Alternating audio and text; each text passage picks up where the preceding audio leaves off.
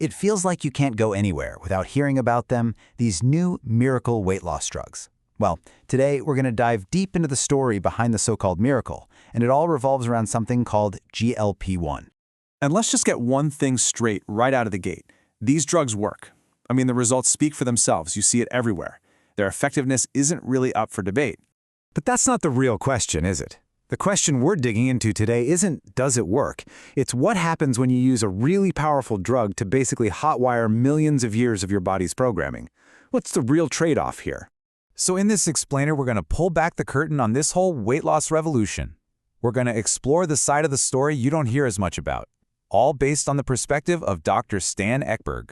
So you've really got two stories running side by side. You've got the official one, which is all about the amazing results and the weight loss, and then you have the hidden story, which is what's actually going on deep inside your body when you artificially mess with its most basic survival instincts. Now, to understand how these drugs actually work, we first have to get a handle on the body's original factory settings, right? We need to know what's normal before we can understand what's being changed. Okay, so let's start with a namesake, GLP-1. Long before it was a drug, it's a hormone that our own bodies make. And you can see here it's produced way down in the L cells of your intestine. Now that location is super important because it means GLP-1 only gets released when food physically arrives in your gut. It's not just some background hum, it's a specific signal for a specific event. And the source material has this fantastic analogy for it. Think of your natural GLP-1 as a traffic cop. When rush hour hits, you've just eaten a big meal, this cop steps out into the intersection to slow everything down. This keeps you from getting a huge traffic jam of sugar in your blood. It gives your body time to process everything, and it sends a text to your brain that says, hey, we're good down here, we're full. But here's the thing, a traffic cop only works if there's also an open road, right? There has to be a balance. So if GLP-1 is the brake, which gets hit when you eat, its opposite is a hormone called glucagon. That's the accelerator, and it gets hit when you're not eating. Your entire metabolic health really depends on the beautiful, seamless dance between these two. So, what does this accelerator do when you're fasting? Well, it basically acts like your body's backup generator. First, it taps into some quick cash by releasing glucose that's stored in your liver. If that's not enough, it moves on to asset liquidation, literally creating brand new glucose from protein and fat. And finally, it starts releasing fatty acids for your muscles to burn, which saves all the precious glucose for the most important organ of all, your brain. It's an incredible survival system. Okay, so you have this natural rhythm. Brake, accelerator, brake, accelerator. It's a beautiful thing. Now let's see what happens when we throw the synthetic drug into this delicate dance. And this right here is the absolute key difference. Your natural signal is short-lived. It comes and goes. The drug, on the other hand, is a powerful, long-lasting, constant signal. It's not a gentle tap on the brakes after a meal. It's like someone has slammed the brake pedal all the way to the floor and wedged a brick on it, 24/7. Your body is stuck in a permanent post-meal state, even if you haven't eaten a thing, and it completely shuts down the accelerator, glucagon. Here's another really powerful analogy to think about it.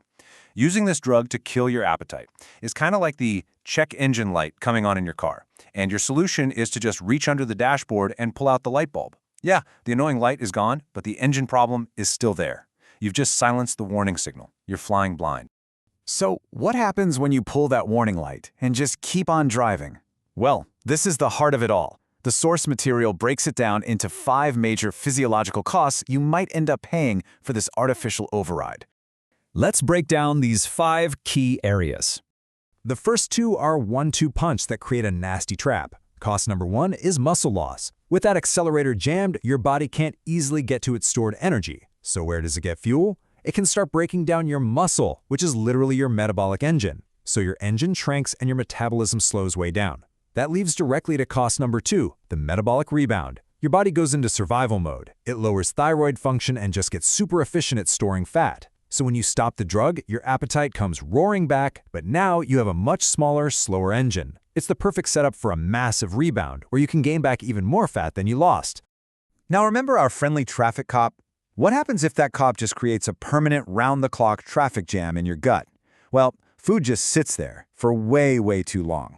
This can lead to all sorts of not-so-fun problems. Bloating, acid reflux, constipation. It can throw your whole gut microbiome out of whack. But there's a much more serious risk hiding in there. And that risk is a condition called gastroparesis. It literally means stomach paralysis. The muscles in the stomach just get so weak that they can't empty properly, and the source really highlights this. In some of the reported cases, this damage appears to be permanent. Even after stopping the drug, the stomach just doesn't go back to normal. Cost number 4 is a pretty logical consequence of everything else: nutrient deficiency. And it's a real double whammy. First, you're just eating less food in general, so your intake of essential vitamins and minerals and protein is already lower. But second, because your whole digestive system is slowed to a crawl, your ability to absorb the nutrients from the food you do eat is also seriously compromised. And the fifth cost, it's all about your brain and what's been called a revenge rebound. After you stop the drug, 2 things can happen. First, food salience goes up. That's a fancy way of saying food seems to be everywhere. It's more tempting, you notice it more. Second, your reward response gets amplified.